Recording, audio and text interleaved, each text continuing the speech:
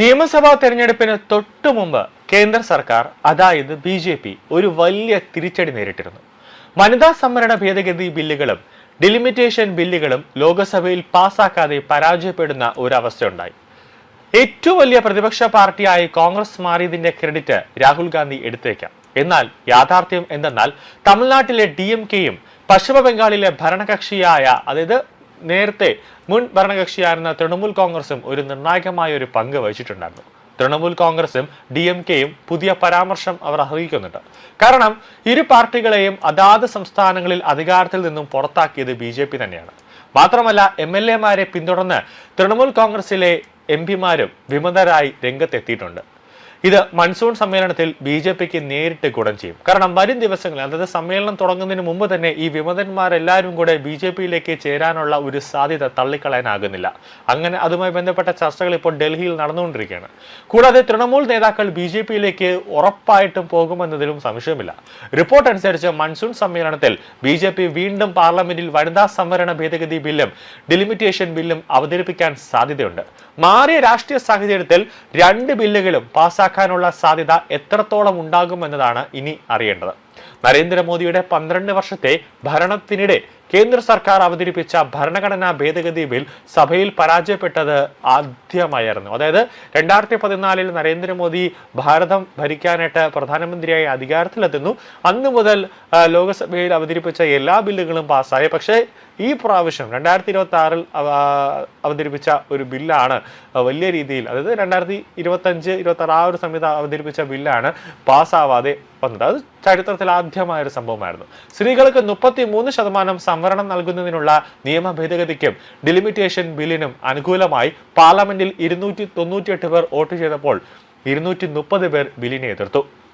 വാസ്തവത്തിൽ വനിതാ സംവരണം നടപ്പിലാക്കുന്നതിനുള്ള ലോക്സഭാ മാനദണ്ഡങ്ങളുടെ എണ്ണം പുനർനിർണയിക്കുന്നതിനായി അവതരിപ്പിച്ച ഡിലിമിറ്റേഷൻ ബിൽ വനിതാ സംവരണ ഭേദഗതിയുമായി ബന്ധപ്പെട്ടിരിക്കുകയാണ്. നിയമസഭാ തെരഞ്ഞെടുപ്പിൽ നേരിട്ട വൻ തിരിച്ചടിയിൽ നിന്ന് ബി.ജെ.പി. പൂർണ്ണമായും കരകയറിയിട്ടുണ്ടെങ്കിലും രണ്ട് ബില്ലുകളും പാർലമെന്റ് പാസ്സാക്കുന്നതുവരെ ദൗത്യം അപൂർണമാണെന്ന് നേതൃത്വത്തിന് തോന്നും. അതുകൊണ്ടാണ് മൺസൂൺ സമ്മേളനത്തിൽ രണ്ട് ബില്ലുകളും വീണ്ടും കൊണ്ടുവന്ന് പാസ്സാക്കാൻ ബി.ജെ.പി. സർക്കാർ ശ്രമിക്കുന്നത്. പശ്ചിമ ബംഗാളിൽ ബി.ജെ.പി. വളരെ കാലമായി കാത്തിരുന്ന ഒരു വിജയത്തിനായി വളരെ ഒരു ശ്രമം നടത്തി വൻ ഭൂരിപക്ഷത്തിൽ ബി.ജെ.പി. പശ്ചിമ ബംഗാളിൽ പിടിച്ചെടുത്തു. അതോടുകൂടി മമതയുടെ ഒരു അന്ത്യം കുറിക്കുന്ന ഒരു അവസ്ഥയിലെത്തി. നിരവധി ഗൗരവമേറിയ ശ്രമങ്ങൾക്ക് ശേഷമാണ് പശ്ചിമ ബംഗാളിൽ ബി.ജെ.പിക്ക് താമര വിരിയിച്ചത്. തമിഴ്നാട്ടിലെ അധികാരമാറ്റം ദളപതി വിജയ് സർക്കാർ രൂപീകരിക്കുന്നതിലേക്ക് നയിച്ചെങ്കിലും DMKയുടെ പരാജയം തീർച്ചയായും ബി.ജെ.പിക്ക് ഒരു ആശ്വാസമാണ്. AIADMK അധികാരത്തിൽ തിരിച്ചെത്തുന്നത് സഖ്യകക്ഷിയായ ബി.ജെ.പിക്ക് കൂടുതൽ നല്ലതായിരിക്കും. വോട്ടെടുപ്പിന് മുമ്പ് തന്നെ പാർലമെന്റിൽ ബിൽ പരാജയപ്പെട്ടതിനെ DMK ഒരു വിജയമായി ആഘോഷിച്ചു. മാത്രമല്ല അവരുടെ തെരഞ്ഞെടുപ്പ് പ്രചാരണ തന്ത്രം പോലും മാറ്റി. തൃണമൂൽ കോൺഗ്രസിനുള്ളിൽ പിളർപ്പ് നടക്കുകയാണ് ഇപ്പോൾ. DMK നേതൃത്വവും കടുത്ത ആശങ്കയിലാണ്.